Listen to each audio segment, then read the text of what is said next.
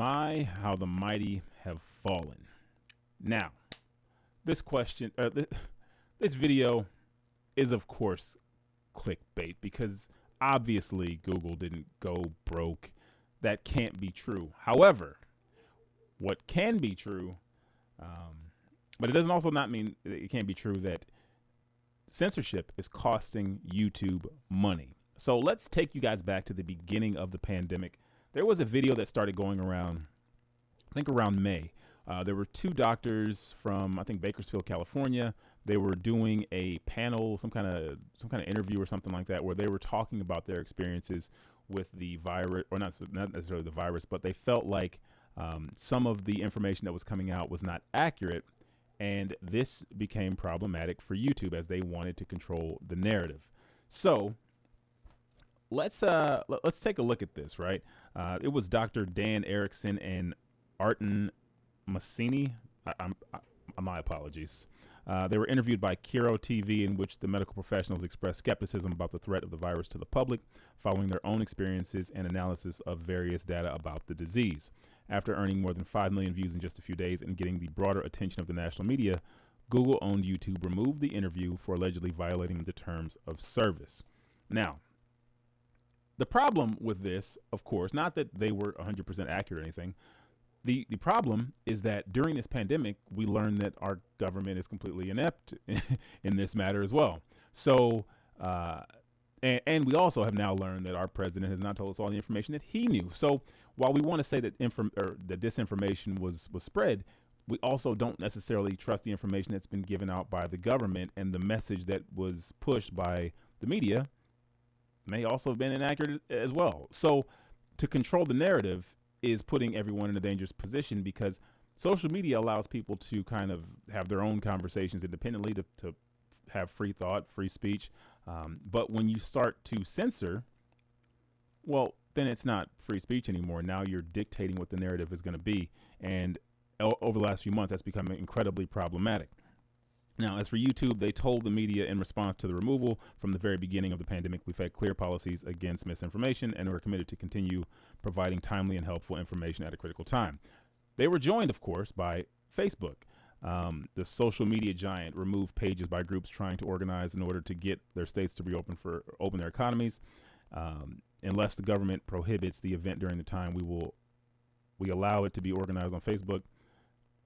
Unless government prohibits the event during this time, we allow it to be organized on Facebook, a company spokesperson told the New York Post. For the same reason, events that defy government's guidance on social distancing aren't allowed on Facebook. So again, their platform was being used to dictate the message that was going out to the general public. So that's censorship, right? Which seemed cool at first. Until today. What did it say? What up, boys? Until today. Because today, if you look up censorship or anything regarding this, looking glad. Appreciate it, bro. Until today, YouTube has announced that they're going to be automatically blocking videos that violate age restriction, right? So if you look up YouTube censorship today, you're probably going to see people concerned that YouTube is going to be more censored. But that's why I'm making this video, because it's a little bit more complicated than that. See, what I believe actually happened is the opposite. Okay? It's actually the opposite. So today, YouTube announced that YouTube will use machine learning to automatically apply age restrictions on videos, the Google-owned company website said Tuesday, widening its use of artificial intelligence to automate blocking some videos from viewers who are either not signed into account, who are either not signed into a YouTube account or signed in as a viewer under the age of 18. As a parent, I love this. YouTube is heavily consumed by children if they go unmonitored, and YouTube has this wonderful feature where they will allow you to just keep playing video over and over and over again unless you put on different restrictions. So I'm fine with that. I love this. There are videos that should not go to children, and YouTube putting this restriction isn't going to impact them in a negative way, right? Because the thing about children's content, it's kind of interchangeable. There's a billion of these channels. There's kids playing with toys. There's cartoons and things like that. So if you make a kid watch the same video over and over again, they'll probably still watch it. Like, they're not going to be like, oh, now let me hop up and search for something new. No. They'll just watch whatever comes on next. So children, be very aggressive with restricting their content, because what that actually allows you to do is let adults be adults.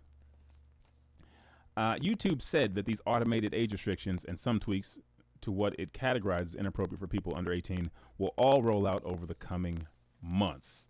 Going forward, we will build on our approach of using machine learning to detect content view by developing and adapting our technology to help us automatically apply age restrictions.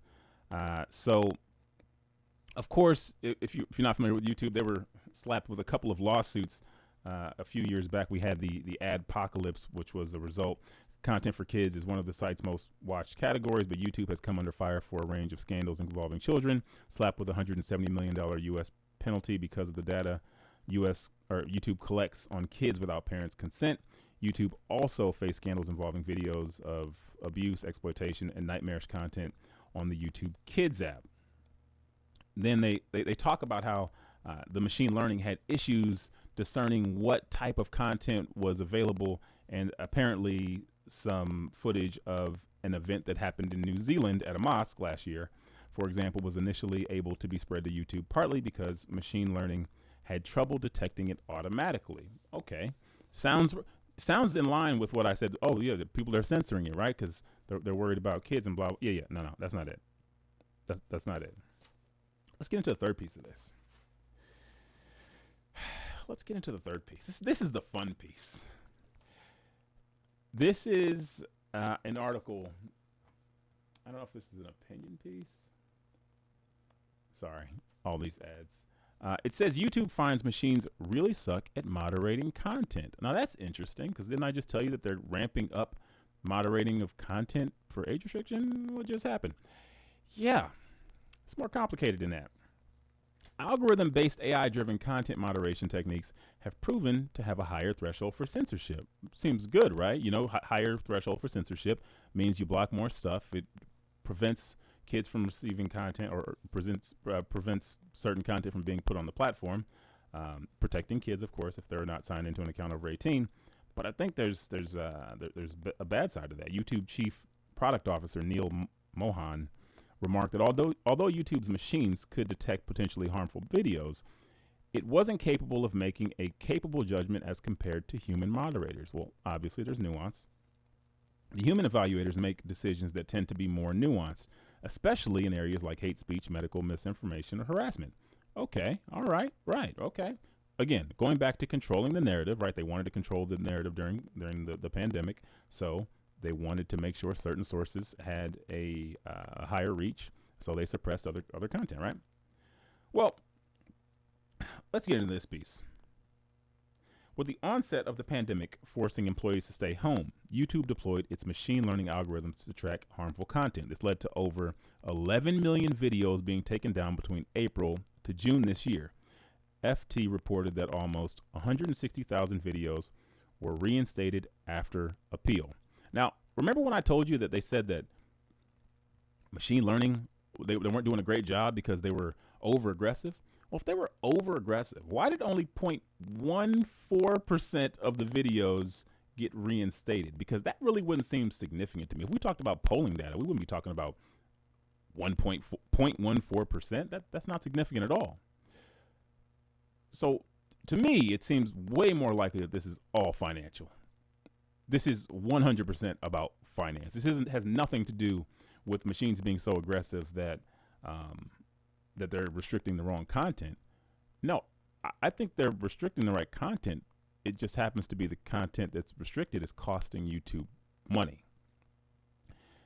Advertising revenues are a significant source of income on social media platforms. Having strict content moderation parameters could drive advertisers away and directly impact this revenue source. Now, again, the interesting thing is that this was all created because advertisers were upset that children's content, or that their ads were being put up against certain types of content, right? The advertisers essentially wanted YouTube to put these standards in because they didn't want to be associated with certain types of content. But on the flip side, in doing so, YouTube, I think, made their content less valuable. Because you would think in a pandemic, surely more people are available to watch content, more people are able to consume. They're at home, they got nothing to do. YouTube should be rocking right now. I mean, it doesn't cost any money unless you have like a premium subscription, but YouTube should have no problem maintaining viewership. But I think that that's actually what's happening. And then there's this other thing. They're at a 2.42% drop during trading hours. This is a couple of months ago. This is September 21st. I'm sorry. This is 2 days ago. My apologies. Let's talk about capitalism. Let's talk about competition. See, what I think is more likely, when YouTube decided to do these, put these standards in place, there wasn't a ton of competition, so it was way easy to feel like, oh yeah, we can just moderate content and we can cater to who we want to cater to, and we can do whatever we want to do because we control this thing. But then Spotify like really started getting going over the last couple of years. And in a pandemic, people all of a sudden have a choice. And the problem with video, though I love video, I'm a filmmaker, the problem with video is that it requires a screen. Audio doesn't. Audio is way easier. It's way, I mean, you press a button, that's it. You can listen to it on your Echo Dot, or you got a speaker, you have a Bluetooth speaker, you got your phone, it goes right to your car. Audio is super easy to consume. Let's talk about Spotify real quick.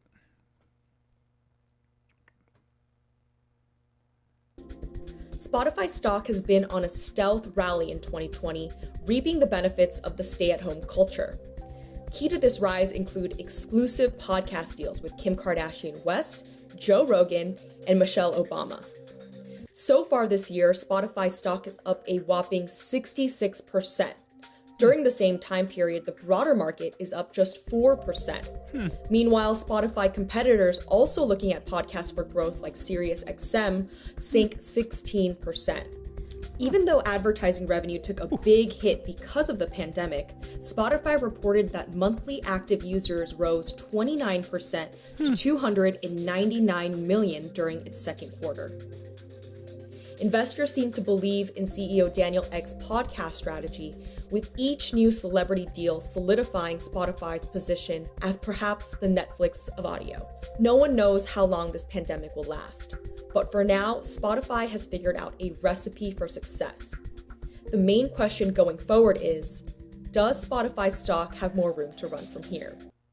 Now, I'm not crazy. I'm not going to sit here and tell you that I think Spotify is taking YouTube down, or that YouTube can't rebound or anything like that. But what I think has happened is that we just have choices now. YouTube was never really going to have competition on video search. You know what I mean? Like Twitch, I didn't even talk about Twitch. I probably could have looked up Twitch. I'm sure Twitch is also rocking right now. People have options. When YouTube was at its peak, there really wasn't much other competition, and there really wasn't any other platform that was actually paying its creators. Well, since then, we've had some new options step into the marketplace. And, you know, where we have like Facebook and Twitter and what's the other one? Instagram. You know, people are looking at that stuff, but it's more about each individual post, and you can kind of control what people see and things like that. YouTube is unique in that it's about how long someone's watching specific content. And if you eliminate a significant portion of content that people do consume for a longer period of time, it makes your entire marketplace less valuable. Then you mix that in with competition, and all of a sudden, YouTube is willing to capitulate to a group of people that they would never really want to have a conversation with before. So, and the irony of this, right? The irony of the whole thing I just told you regarding they wanted to go back to human monitoring. YouTube is facing a $52 million lawsuit right now from moderators. YouTube is facing a lawsuit from the human moderators that they think are more efficient than the AI computer learning. Really? This is the best way to do it. Just human moderators are definitely better than the machines, right? Even though they're suing you. Huh? Come on, YouTube. As I tell my child, I was not born last night. The proposed class action lawsuit against YouTube is being brought by Joseph Saveri law firm, which previously sued Facebook for failing to safeguard the mental health of its own content moderators. That earlier suit resulted in Facebook paying a YouTube. I said YouTube was facing a $52 million lawsuit. My apologies. Undisclosed number at this point. My apologies. Wrong number. The resulting lawsuit paid $52 million to moderators who developed PTSD as a result of their work for the company.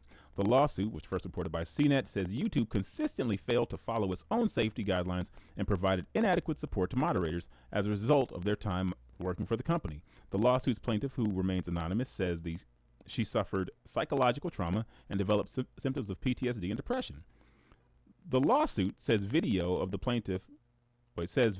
plaintiff had to watch and view during her employment, including, I can't tell you because I know that YouTube's probably watching. They could probably hit this video, but there's very crazy things that they're about to list. Maybe I'll put it up on the screen. Actually, let me put it up on the screen so you can see if you're following along. Because wow. Well, let's see. What am I looking for? Oh yeah. I can't even spell these words because I don't use them. 1 second. Okay. These are the things that this woman says she has to watch when she's working for YouTube as a moderator. Crazy. She has had trouble sleeping, and when she does sleep, she has horrific nightmares. She says the lawsuit of the plaintiff. She often lays awake at night trying to sleep, replaying videos that she's seen in her mind. She cannot be in crowded places, including concerts and events, because she fears mass events might happen. She has severe and debilitating panic attacks. So that's wild. And I say all of this, of course, to bring it back full circle. If machines are ineffective at censoring content in a way that is not good for the platform, why would you turn this back over to humans who are suing your platform?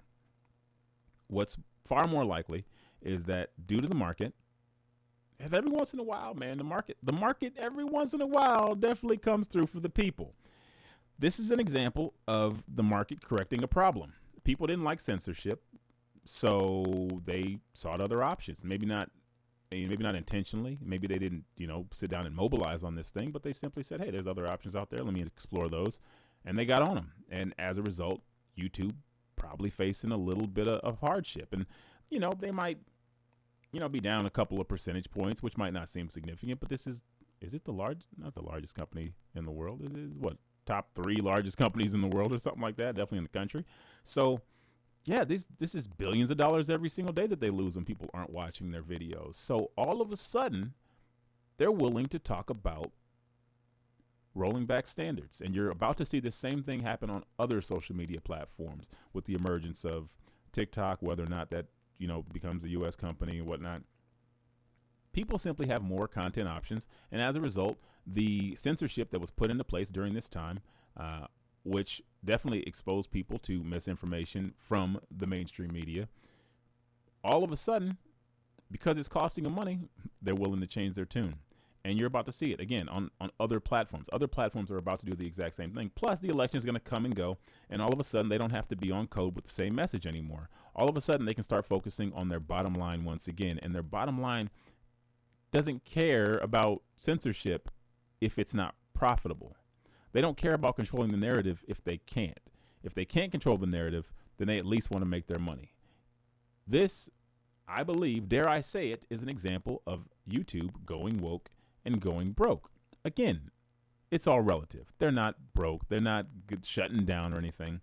But losing any amount of money for a company of that magnitude, or any percentage, that's pretty significant. They've been punished by the market. They have competition, and either they're going to be okay taking that loss and saying that's all right, we're standing for a principle, or they're going to cave to the market and say, you know what, we're here to make money. And even though we might face additional lawsuits in the future, which they probably won't, because what they'll probably do is not have human moderators monitoring certain content, and they'll just put certain bans on certain things. But certain content is probably not going to get monitored as heavily all of a sudden.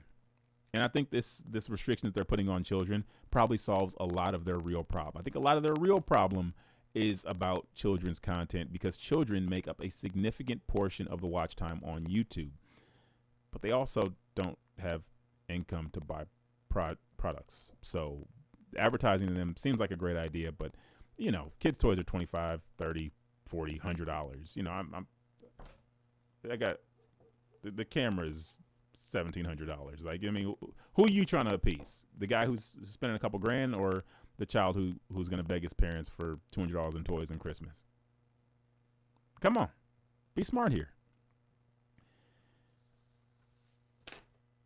This is where we are. Prepare to see it. The excuse is now valid. If you decide to change some of the restrictions that you put into place during the pandemic, it's because the AI is just too aggressive. So Twitter, feel free to follow suit. Facebook, you're probably next. Instagram, I don't know if you restricted any content, but now you have an excuse if you decide to do it as well. It's the algorithm. Blame them. Humans are better. So with that, I'm out.